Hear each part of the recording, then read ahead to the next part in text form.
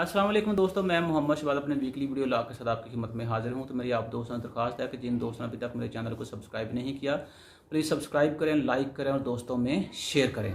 तो पिछले video log की तरह इस वीडियो लॉग को भी हम कोरोना से ही शुरू करेंगे और आपको देखने में मिला होगा और टीवी के ऊपर भी ये खबरें चल रही हैं, प्रिंट मीडिया के ऊपर भी ये चीज़ें पब्लिश हो रही हैं कि कोरोना की दूसरी लहर जो है उसने सर उठाना शुरू कर दिया और मुख्तलिफ मुल्कों के अंदर लॉकडाउन जो है दोबारा से लगने के खदशात जो नज़र आ रहे हैं, बल्कि कुछ मुल्कों ने तो कर्फ्यू भी लगा दिया है। तो आइए हम वन बाय वन जो है चीज़ों को डिस्कस करते हैं। इसमें हम इकनॉमिक इश्यूज़ के ऊपर भी बात करेंगे और जो गवर्नमेंट की रिसेंट स्ट्रेटजी है टू कंट्रोल इन्फ्लेशन उसके ऊपर भी हम बात करेंगे।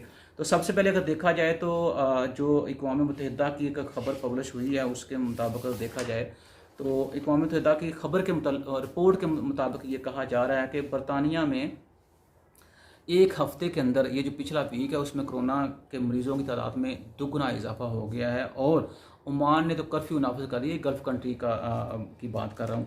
और इन पाबंदियों की वजह से कोरोना की वजह से होने वाली पाबंदियों की वजह से तकरीबन 27 लाख जो ओवरसीज़ हैं वो मुख्तलिफ मुल्कों के अंदर फंसे हुए हैं और वो कोशिश हो रही है कि चलो उनको जैसे तैसे भी है उनके जो आबाई ममालिक हैं वहाँ तक पहुँचाया जा सके।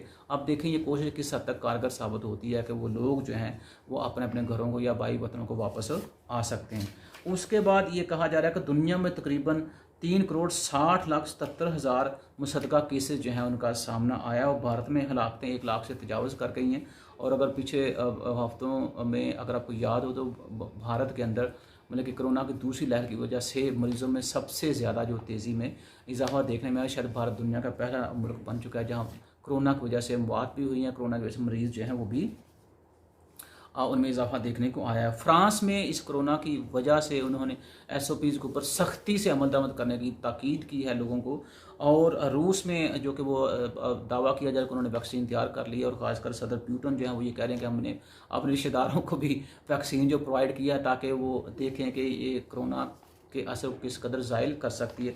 आल दो कोरोना वैक्सीन के मतलब आलमी अदारा सेहत जो है वर्ल्ड हेल्थ ऑर्गेनाइजेशन से भी कहा है कि वैक्सीन जो है इस साल के आखिर तक आ जाएगी। और चाइना तो कह चुका है कि नवंबर में जो वैक्सीन है वो चाइनीज़ लोगों को, चाइनी अवाम को जो है वो लगाना शुरू कर देंगे या उनको मुहैया की जाएगी। तो हम भी ये दुआ कर सकते हैं कि उम्मीद कर सकते हैं, दुआ भी कर सकते हैं, उम्मीद भी कर सकते हैं कि इस वबा से जल्द दुनिया जो है वो निजात पाए। लेकिन उसके साथ साथ हमें ख़ासकर SOPs का ख्याल करना है, हमें सैनिटाइज़र का भी इस्तेमाल करना है, हमें मास्क का भी इस्तेमाल करना है और हम बाहर निकलते हुए सोशल डिस्टेंसिंग जो है उसका भी ख्याल करना है ताकि हम अपने आप को और अपने अहले खाना को कोरोना से महफूज कर सकें। जी, दूसरी बात जो अगर आपको याद हो कल या परसों की बात है कि शिबली फराज साहब ने एक प्रेस कॉन्फ्रेंस किया और जिसकी वजह से टीवी के ऊपर एक जो बयान चल रहा था, शायद अपनी स्क्रीन के ऊपर भी आप देखेंगे कि महंगाई के अलावा तमाम इशारे जो हैं पाकिस्तान में वो मुस्बत चल रहे हैं। तो आए हम देखते हैं कि वो इशारे किस कदर मुस्बत हैं। सबसे पहले हम बात शुरू करते हैं स्टेट बैंक ऑफ पाकिस्तान के ऊपर, जिसके लिए हमने बाकर रज़ा साहब को मिस्र से इंपोर्ट किया था कि आप आएँ हमारे स्टेट बैंक ऑफ पाकिस्तान को 4 चांद लगाएं ताकि हमारा मुल्क जो है वो तरक्की करे। तो किस कदर 4 चांद उन्होंने लगाए हैं स्टेट बैंक ऑफ पाकिस्तान की डेवलपमेंट को बढ़ाने में कि स्टेट बैंक की जानब से कर्ज़ों पर इन्हिसार दुगना कर दिया गया। तो मुझे बताएं कि अगर बाकर रज़ा साहब ने पाकिस्तान के अंदर आके कर्ज़े ही लेने हैं तो क्या हमारा जो लोकल इकॉनमिस्ट जो है हम ये काम नहीं कर सकते, हमारा लोकल आदमी जो वो ये काम नहीं कर सकता? मेरे ख्याल में बेहतर तरीके से कर सकते थे अगर उनको मौका दिया जाता। लेकिन हम चूँकि प्रीफर करते हैं कि हमारी पाकिस्तानी यूनिवर्सिटियाँ कुछ भी नहीं कर रही, कुछ भी प्रोड्यूस नहीं कर रही, कोई साइंटिस्ट पैदा नहीं कर रही, कोई इकॉनमिस्ट पैदा नहीं कर रही, कोई रिसर्चर पैदा नहीं कर रही, इसलिए हमें सारे साइंटिस्ट, सारे रिसर्चर, सारे इकॉनमिस्ट हमें बाहर से ही इंपोर्ट करने हैं। और ये शायद वही एजेंडा था या मैनिफेस्टो जिसे कहते हैं PTI का, कि पाकिस्तान के अंदर लोग बाहर से आकर नौकरियां करेंगे। तो ठीक है, बाहर से आने वाली नौकरियां जो लोग कर रहे हैं उनके अब काम के तजर्बे की वजह से जो असरात ले रहे हैं उसका हम जायज़ा देखते हैं कि स्टेट बैंक ऑफ पाकिस्तान की जानब से ज़रिए वाले के ज़खायर को मुस्तहकम करने के लिए गैरबों के कर्ज़ों पर इन्हिसार दुगना कर दिया गया है। और मरकज़ी बैंक की जानब से मुल्की कमर्शियल बैंकों से तकरीबन अब तक 5 अरब 80 करोड़ डॉलर का कर्जा लिया गया और जिसकी वजह से 12 अरब डॉलर के ज़रिए मुबादला के ज़खायर जो मौजूद हैं इस वक्त वो ये ज़ाहिर करते हैं कि इसमें ज़्यादातर कर्जा शामिल है। तो जितनी हम जानते हैं इसकी इकनॉमिक्स की, तो यही कहा जाता था कि आप अपना जो डोमेस्टिक प्रोडक्शन है उसको जब इंटरनेशनल मार्केट के अंदर भेजते हैं एक्सपोर्ट्स की फॉर्म में, तो उसके अगेंस्ट जो करेंसी मिलती है वो चाहे यूरो हो, चाहे वो पाउंड स्टर्लिंग हो, चाहे वो डॉलर हो, चाहे सऊदी रियाल हो या चाइनीज़ RMB हो या और जो फॉरेन करेंसी मिलती है उसको हम फॉरेन रिजर्व या ज़र मुबादला के ज़खायर कहते हैं। वो एक अलग बात है कि पाकिस्तान ने कर्ज को भी ज़र मुबादला के अंदर इस्तेमाल करना शुरू कर दिया। पाकिस्तान ने फॉरेन डायरेक्ट इन्वेस्टमेंट जो है उसको भी ज़र मुबादला में इस्तेमाल करना शुरू कर दिया। तो इट मीन्स कि ज़र मुबादला की डेफिनेशन जो है पाकिस्तान के अंदर वो चेंज हो चुकी है। तो ये भी एक बड़ा मुस्बत कदम है इस गवर्नमेंट का अशारियों को मुस्बत करने में। उसके बाद जो दूसरी बात देखी जाए तो कोरोना की वजह से चूँकि इनके अलामियों में ये चीज़ शामिल थी कि जब हम आएंगे तो हम 1 करोड़ लोगों को नौकरियाँ देंगे, तो पिछले 2 सालों में तकरीबन 1 करोड़ 20 लाख से भी ज़्यादा लोग जो बेरोज़गार हो चुके हैं। और ये आपको पता है कुछ इसको हमने अपनी जो गवर्नेंस के अंदर नाअहली थी उसके खाते में डालना था, लेकिन हमने नहीं डाला, वो पिछली गवर्नमेंट के खाते में हमने डाल दिया। और बाकी जो रही सही कसर थी वो हमने कोरोना के खाते में डाल दिया। कोरोना की वजह से मुल्क की जो नमू थी आपकी या ग्रोथ जो थी वो सुकड़ गई। उस सुकड़ने की वजह से भी मुल्क के अंदर बेरोज़गारी में इजाफा हुआ है। तो ये भी बेरोज़गारी का बढ़ना भी एक मुस्बत इशारे की तरफ इशारा है। उसके बाद जो देखा जाए तो महंगाई जो है वो आपसे मैंने कहा था कि ये पता नहीं गवर्नमेंट कैसे ये तवक्को कर रही है कि वो अगले साल हम महंगाई जो है 6 से 7% पे ले आएंगे। महंगाई डे बाई डे बढ़ती जा रही है। तो इसकी एक मिसाल आप देख लें कि महंगाई 3 माह की बुलंद तरीन सतह पर है और 20 किलो का आटे का थैला जो तो 1500 रुपये बढ़ गया है, 1500 रुपये उसकी कीमत है। तो इसके साथ हुआ ये है कि जो महंगाई आपकी थी 11% थी, वो 11% से बढ़ के 11.28% हो गई है। और आपको अगर याद हो तो मैंने बताया था कि पिछले वीडियो लाग में कि मुल्क के कुछ हिस्सों में चीनी जो है वो 104 रुपये फ़रोख्त हो रही है, कुछ में 105 रुपये। अब ये बताया जा रहा है कि इस्लामाबाद के इलाकों में चीनी 110 रुपये बिक रही है, 114 रुपये बिक रही है और 115 रुपये भी बिक रही है। तो देख लें किस कदर गवर्नेंस जो है या किस कदर इफेक्टिव हमारी पॉलिसीज हैं, किस तरह हमारी इफेक्टिव गवर्नेंस है कि जिसकी वजह से इन्फ्लेशन जो है कंट्रोल होने में आ ही नहीं रहा। तो शिबली फराज साहब को मेरे ख्याल में ये थोड़ी सी मिस्टेक हो गई कि वो महंगाई के अलावा उनको ये कह देना चाहिए था कि महंगाई जो है वो भी उसमें भी मुस्बत इशारे जो पाए जा रहे हैं, क्योंकि महंगाई डे बाई डे बढ़ती जा रही है आपकी, तो कंट्रोल आपसे हो नहीं रही थी। इसके अलावा बाकी चीज़ें आप देखें जो ज़रूरियात ज़िंदगी की हैं, उसमें आटा है, मिर्च चाय, इसमें तो सारी चीज़ें वो कहा जा रहा है कि वो महंगी से महंगी हो रही है। आज तो कुछ चीज़ों की कीमतें जो मुस्तहकम हैं। अच्छा, उसके बाद अब देखा जाए तो आइंदा 2 साल के दौरान पाकिस्तान में ग्रोथ बढ़ने का इम्कान है, पॉवर्टी बढ़ने का इम्कान है। और ये कौन कह रहे हैं? ये हमारे लोकल इदारे नहीं कह रहे, ये आलमी बैंक की रिपोर्ट है। क्योंकि लोकल जितने रिसर्च इंस्टीट्यूट्स हैं उनकी बातों के ऊपर तो हमें रिलाई नहीं करना जब तक कि बाहर से हमें कोई इंडिकेशन ना मिले।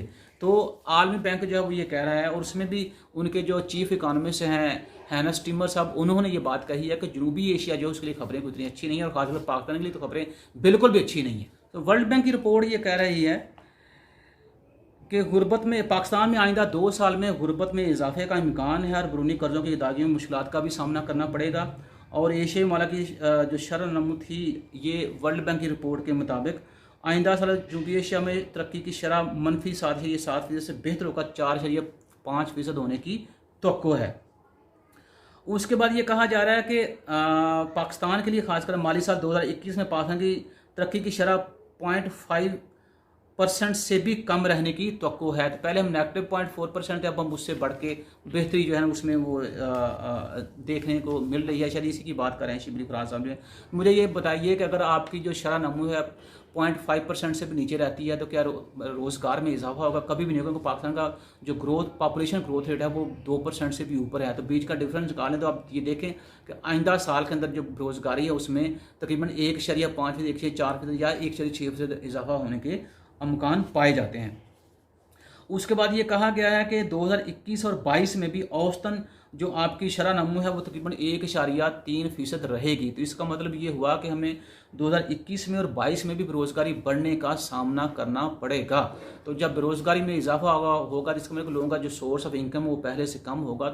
तो महंगाई के खिलाफ लोग ज़्यादा चीखेंगे कि मुल्क में महंगाई बढ़ रही है, क्योंकि महंगाई मुल्क में बढ़े तो इतना बड़ा मसला नहीं था जब आपकी इनकम बढ़ रही होती है। लेकिन आपकी इनकम ना बढ़े और महंगाई बढ़ती जाए तो फिर लोगों को उस इन्फ्लेशन का इफेक्ट बहुत ज़्यादा होता है। और उसकी वजह से आपको मैंने पहले भी कितनी बार कहा है, इससे इकनॉमिक अनसर्टेनिटी फैलेगी, इससे इकनॉमिक मिजरी फैलेगी मुल्क के अंदर, और जो किसी भी सूरत मुल्क के फ़ायदे में नहीं है।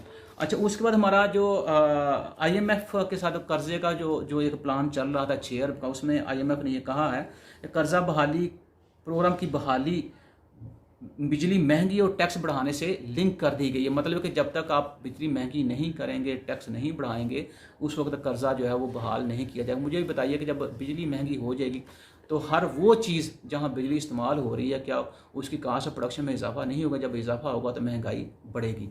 और जब टैक्स बढ़ाएंगे तो उससे इसका मतलब कि लोगों की इनकम में से ज़्यादा पैसा जो टैक्स की फॉर्म में गवर्नमेंट इकट्ठा करेगी तो लोगों की इनकम जो है, उसकी जो रियल पावर है वो कम हो जाएगी और उसकी वजह से भी लोगों में पैनिक फैलेगा। और जब टैक्स बढ़ेगा तो टैक्स जो है वो भी इन्फ्लेशन को बढ़ाने का सबब बनेगा। दोनों सूरतें जो हैं वो आपको IMF धकेल रहा है इस तरह के लोगों की ज़िंदगी जो महंगी से महंगी करती जाएं। तो आप जब इस तरह फाइनेंशियल इंस्टीट्यूशंस के ऊपर अंधाधुंध रिलाय करते हैं तो फिर उसके मेरे ख्याल में असरात यही होते हैं जो हमें इस पाकिस्तानी कौम को बेयर करने पड़ रहे हैं।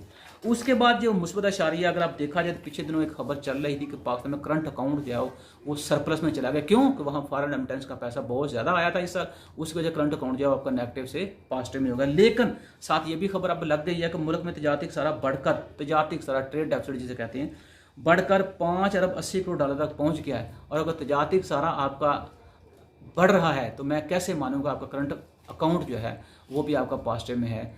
उसमें भी बार बार ये बात कर रहा हूँ कि फॉरेन रेमिटेंस का पैसा निकाल देना, आपको पता चल जाएगा कि ये इशारिया कितना मुस्बत चल रहा है। अच्छा, उसके बाद तो ये चीज़ें थी जो गवर्नमेंट मुस्बत इशारियों की तरफ मतलब कि आपका तवज्जो लेने की कोशिश कर रही थी। क्योंकि पिछले कुछ दिनों से हो ही रहा है कि मुल्क में प्रेस कॉन्फ्रेंस जो की जा रही है ताकि लोगों को सब सही सही दिखाया जाए कि हर चीज़ जो है वो ठीक जा रही है। प्राइम मिनिस्टर साहब ने बहुत बड़ा एक्शन लिया ट्वीट के ऊपर कि जो महंगाई करने वाले लोग हैं या माफियाज हैं उनके लिए बड़ा हम कॉम्प्रीहेंसिव प्लान जो बना रहे हैं, और ये भी ट्वीट के ऊपर लिखा हुआ है। तो पिछले 2 साल जो गुजर गए आपके, क्या उस वक्त जो आपका चीनी माफिया था उसके ऊपर कंट्रोल कर लिया आपने? क्या जो पेट्रोल माफिया था वो कहाँ गए? वो लोग कहाँ गया? जो पैसा जो उन्होंने लूटा था कहाँ गया? वो चीनी से जो लूटा हुआ पैसा था क्या वो लोगों को वापस मिल गया है? कहाँ गया वो पैसा जो आटे के बहरान की वजह से इन माफिया ने लूटा था? क्या वो लोगों को वापस मिल गया है? या कौम जो है वो पूछना चाह रही है कि उन लोगों के साथ क्या हुआ कि जो अब आपके नया कॉम्प्रीहेंसिव प्लान जो ट्वीट के ऊपर बता रहे हैं लोगों को। तो मेरा ग्राउंड रियलिटी बड़ी डिफरेंट है। तो आपको मदीना की रियासत की बातें करते हैं तो मैंने आपको उमर रज़ी अल्लाह अन्हा की तरह रात के अंधेरे में शहर की गलियों में गश्त करना चाहिए ताकि आपको पता चल सके किस कदर लोग जो कंपरसी की ज़िंदगी गुजार रहे हैं और लोगों की असल सिचुएशन क्या है, रादर दैन कि आपके जो गिरदोनवा में आपके लोग इकट्ठे हुए हुए हैं जो आपको बता रहे हैं कि जी सब ठीक है, सब ठीक है। और अगर सब ठीक ना हुआ तो फिर मेरे ख्याल में सारे फड़े जान दे। हाँ जी, तो आपको पिछले वीडियो ला के अंदर एक बात मैंने कही थी कि पाकिस्तान को एक सर्टिफिकेट मिला है इस वजह से कि आप जो नेचर कम्युनिटी है ना उसमें चैम्पियन के तौर पे शामिल हो गए हैं। तो देखें उसका टाइटल क्या था कि माहौल के तहफ़्फ़ुज़ के लिए इक़दामात का आलमी सतह पर इतराफ़।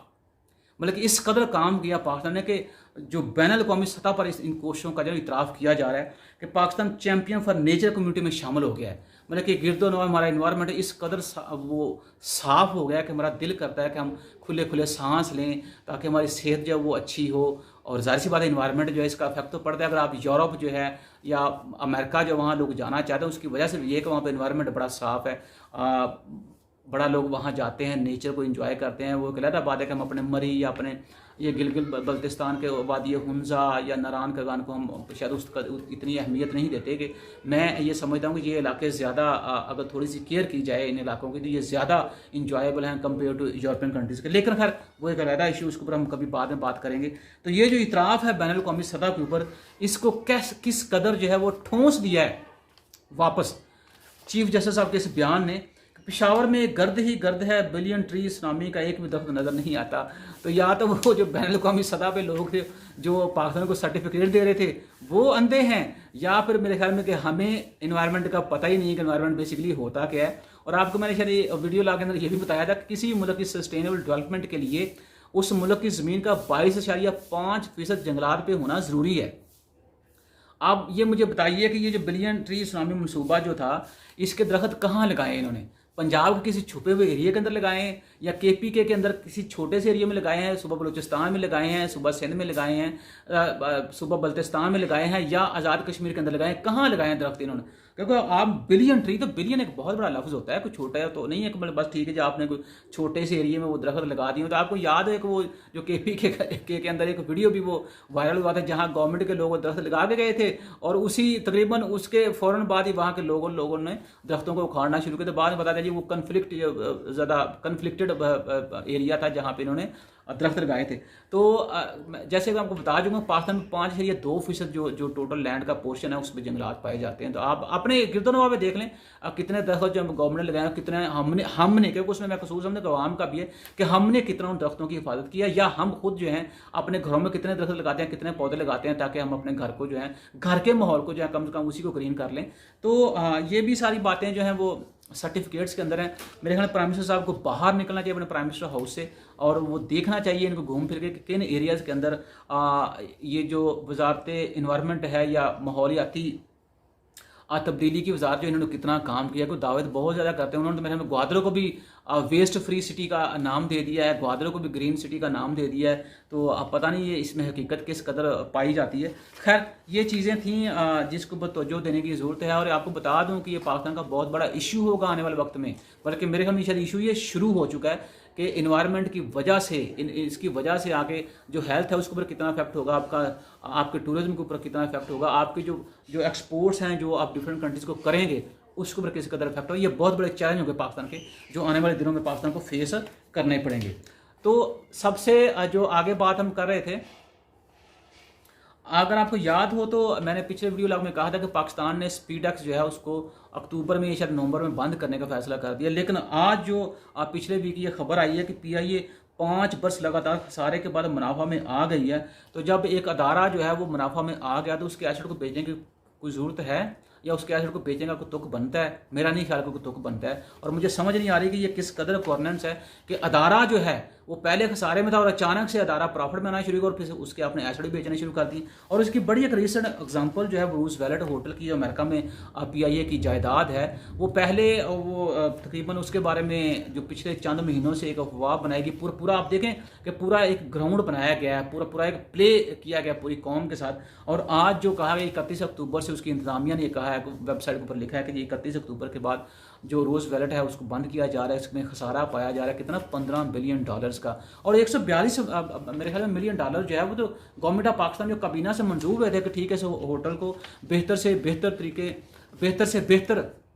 बेहतरी की तरफ लेके जाने के लिए ये काबीना इतना पैसा जो मुख्तस कर रही है। तो कहाँ गया वो पैसा और ये कर्जा कैसे चढ़ा, इसका पूछने वाला है। क्योंकि इसके बताया जाए कि 1000 से ज़्यादा कमरे हैं इस होटल के, तो जहाँ तकरीबन अच्छा खासा किराया जो रेंट जो वसूल किया जाता है, उसके बावजूद भी अगर सारे में चल रहा है तो बात समझ से बाहर है। और ये अभी तो शायद वो सोशल मीडिया के ऊपर ये खबरें चल रही हैं। मेरे ख्याल में आने वाले चंद दिनों में, मे बी इसी वीक से, मे बी नेक्स्ट वीक से इसके ऊपर बहुत बड़ी डिबेट होगी और गवर्नमेंट जो है इसको मेरे ख्याल में इसके ऊपर जवाब देना पड़ेगा, वरना ये गवर्नमेंट के लिए बहुत बड़ा मसला बन जाएगा। क्योंकि मुझे ये लग रहा है कि रियासत मदीना के जो रखवाले हैं उन्होंने रियासत को या रियासत मदीना को लूटना शुरू कर दिया है। और ये तकरीबन पहले से ही शुरू हो गए थे, लेकिन अब चीज़ें जो आहिस्ता आहिस्ता जो वो बाहर आना शुरू हो गई हैं। आप देखेंगे जैसे जैसे ये इशू शुरू हुआ है तो जुल्फिकार बुखारी साहब जो हैं वो भी सीन से गायब हैं। तो मेरी आप दोस्तों से अपील है कि आप दुआ करें कि अल्लाह ताला रियासत मदीना के रखवालों को